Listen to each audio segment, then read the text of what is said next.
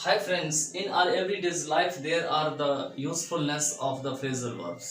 तो इस part of video में हम फ्रेजल वर्ब्स को देखेंगे। फ्रेजल वर्ब्स भी कितने लर्नर्स कहते हैं कि मुझे चाहिए, अब मुझे ज़रूरत है एग्जाम्स के लिए, तो हमने कुछ इसमें फ्रेजल वर्ब्स लिख दिए हैं। अगर किसी को इंग्लिश टू इंग्लिश जानना है तो वो इंग्लिश टू इंग्लिश का भी मैंने एक वीडियो अलग से बना दिया है, you can also watch them. Okay, तो सबसे पहले हम आपको बता देते हैं कि what is the meaning of the phrasal verb. ये फ्रेजल वर्ब होते क्या है, why do use the phrasal verb, how can you understand that these are the phrasal verbs. तो देखिए मैं कुछ लिखता हूँ, फॉर एग्जांपल मैं यहाँ लिखता हूँ, जैसे यहाँ लिखा मैंने गो, और यहाँ पे लिखा मैंने इनटू, यहाँ लिखा भी है देखिए, या नहीं लिखा है, चलिए इसमें नहीं लिखा है। तो गो इनटू जो है, हम गो का मतलब होता है जाना, लेकिन इनटू लग गया तो इनटू का मीनिंग है जांच करना, तो इसका मीनिंग हो जाएंगे जांच करना। अब ये कई बार आ जाते हैं और हमें कंफ्यूज करके चले जाते हैं, हम नहीं समझ पाते हैं। तो ये गो हो जाएंगे, इनटू हो जाएंगे, तो गो इनटू मीन्स जांच करना, ठीक है। और इसके साथ साथ जो हम डेली लाइफ के सेंटेंसेस आपको करवा रहे हैं, जो सीरीज हमने करवाई थी, in that you would also get such kind of phrasal verbs. या जो हम अभी करवा रहे हैं आपको, ये ग्रामर के चैप्टर्स करवा रहे हैं, उसमें आपको भी हम जब टेंस और ट्रांसलेशन की पूरी सीरीज को करेंगे साथ में, डेली लाइफ वाला अलग रहेगा, ट्रांसलेशन की सीरीज अलग रहेगा, तो उसमें भी हो सकता है आपको फ्रेजल वर्ब मिल जाए। तो चलिए सबसे पहले देखते हैं, ये तो मीनिंग चेंज कर लेता है अपना, मतलब जो गो का मेन वर्ब जो है उसका सेम मीनिंग नहीं रहता। And I already told you that what is the meaning of the main verb, it means when there is the action of anything, that is any person, that is anything, that is living thing or non-living thing, these are known as the verb. For example, the glass is dancing, है ना, glass नाच रही है, तो glass तो ऐसे नाचेगी नहीं, लेकिन पोएम में क्या होता है, ग्लास नाचने लगती है। आपने देखा होगा, पोएम पढ़े होंगे, तो यहाँ पे ग्लास नॉन लिविंग थिंग है, बट ग्लास अभी भी डांस कर रही है। It means glass is being personified, there is the use of the personification in the glass.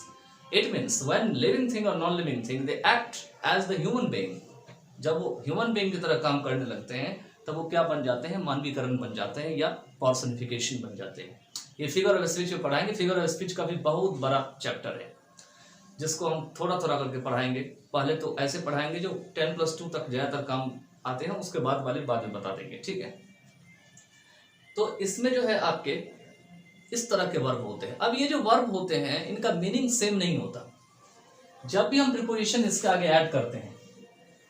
For example I am going, तो सिंपल में तो यहाँ है जाना, लेकिन जैसे में इनटू लगा देंगे तो आई एम गोइंग इनटू, इसका मतलब हुआ कि मैं जांच करने जा रहा हूँ, मैं किसी चीज को छानबीन करने जा रहा हूँ। अब आप कहोगे कि सेंस से तो पता लगता है कि वहीं, लेकिन ऐसा नहीं होता है। आप कहोगे वो कैसे, अभी आपको पता लग जाएगा, देख लो। पहला है इसमें रैम इनटू। अब देख लो रैम का मतलब क्या होता है, रैम का मतलब या तो भेड़ा होता है, और या तो रैम का मतलब जो हमारे लॉर्ड जो श्री राम है इनका मीनिंग होता है।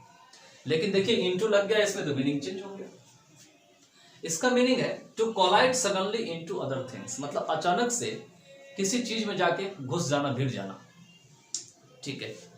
अब मान के चलिए, इसको लिख भी सकते हैं आप, लिखना चाहते हैं तो अचानक से लिख देता हूं, अचानक से किसी में जाके भिड़ जाना, किसी में जाके भिड़ जाना। इसका मतलब यह हुआ, यहां पे किसी का मतलब कोई चीज भी हो सकता है, ठीक है, उसमें जाके आप घुस गए अचानक से। फॉर एग्जांपल एक बाइक आई बहुत तेज से दौड़ते हुए, अब पता लगा कि आगे तो रोड ही नहीं है, फिर भी चलाते चलाते आया, पता लगा किसी गोडाउन में घुस गया। या कोई कार आ रही है, कार बहुत तेजी से चल रही है, उसको पता नहीं है सामने ट्रक जा रही है, और जाकर के ट्रक में ही घुस गया। तो क्या किया, यहाँ पे रैम इनटू हो गया। लेकिन अब इसी वर्ब को हम, जो हम इंग्लिश वाले सेशन में नहीं बताए, लेकिन हम फिर से बता देते हैं कि इस मेन वर्ब को, जो प्रीपोजिशनल वो फ्रेजल वर्ब्स है जिससे प्रीपोजिशन यूज होते हैं, इसको आप same to same first second third form में कन्वर्ट करें। फॉर एग्जांपल अगर आप ये बनाना चाहें कि कार जो है वो ट्रक में घुस गया, तो पास्ट सिंपल टेंस हो गया, तो इसमें क्या हो जाएंगे, इसमें हो जाएंगे रैम में डबल MED लग जाएंगे, रैम्ड हो जाएंगे, रैम्ड इनटू हो जाएंगे, मतलब रैम के सेकंड फॉर्म पर, लेकिन प्रीपोजिशन वही रहेगा। Preposition would not be changeable, preposition को चेंज नहीं करना है, only verb would be changeable. Okay, तो यहाँ पे हो जाएंगे rumped into. It means the car rumped into the truck, मतलब कार जो है ट्रक में घुस गया।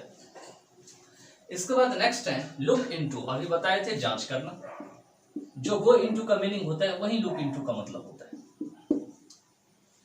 The police is looking into the matter, या the police are looking into the matter.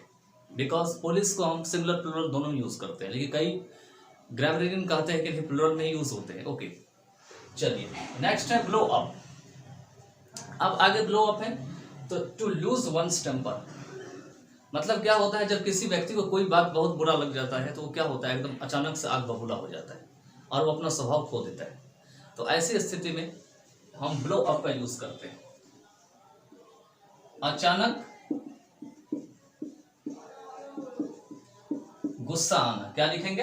अचानक गुस्सा आना। तो ब्लो अप का मीनिंग हो गया अचानक गुस्सा आना। इसके बाद है आपको स्टॉर्म आउट। स्टॉर्म मतलब वैसे आंधी होती है, लेकिन देखिए आउट लग गया तो मीनिंग चेंज हो गया। ठीक है, यहां भी ब्लो ऊपर था तो ब्लो का मीनिंग बहना था, अप लग गया तो मीनिंग चेंज हो गया।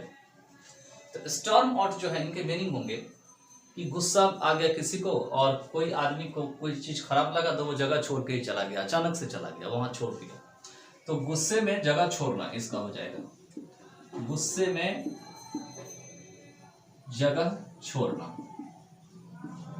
अब जब आप किसी बुक को निकालेंगे उसमें अगर स्टॉर्म आउट का मीनिंग देखेंगे तो उसमें भी वही सेम मीनिंग होगा, लेकिन इससे मिलता जुलता हुआ होगा। तो कोई जरूरी नहीं है कि जो बुक में है वही होना चाहिए। इसके बाद नेक्स्ट है लैश आउट। LASHOUT, लैश आउट। तो लैश आउट का मीनिंग होते हैं टू हिट और किक आउट एट समवन और समथिंग। अब मान के चलिए कोई व्यक्ति सामने है, ठीक है, या कोई चीज सामने है, वो चीज उसको पसंद नहीं है, या कुछ बाताबाती किसी से हो गई, या उसको अचानक से गुस्सा आया, तो क्या करेगा? या तो व्यक्ति को वहां से जो है उसके ऊपर प्रहार कर देगा, उसको जो है उसके ऊपर हमला कर देगा, या उसके ऊपर अचानक से जो है मतलब हाथ या पैर चला देगा और उसको कहेगा तुम बाहर चले जाओ। या तो कोई चीज़ सामने रखा है तो उसको क्या करेगा? बहुत जोर जोर से मारेगा वो। ठीक है, तो it is called lash out, LASHOUT। तो चलिए हम इसको 10 नहीं करवा पाए बिकॉज इसमें एक्सप्लेनेशन बहुत ज़्यादा होती है। Without explanation it's very difficult to understand the phrasal verbs. और अगर हम इसको समझाएंगे नहीं तो आप क्या करेंगे? इसको रट लेंगे। और अगर आप कोई भी चीज़ लर्निंग मोड में जाते हैं तो आप जल्दी नहीं समझ पाते हैं। Okay, so this is why you have to just understand them, and this is why I have only taken 5 phrasal verbs. In future I will also take some phrasal verbs. You need to practice by them, and I think that you would have the good enjoyment after watching this video, and you can write your opinion in the comment box. Thank you so much.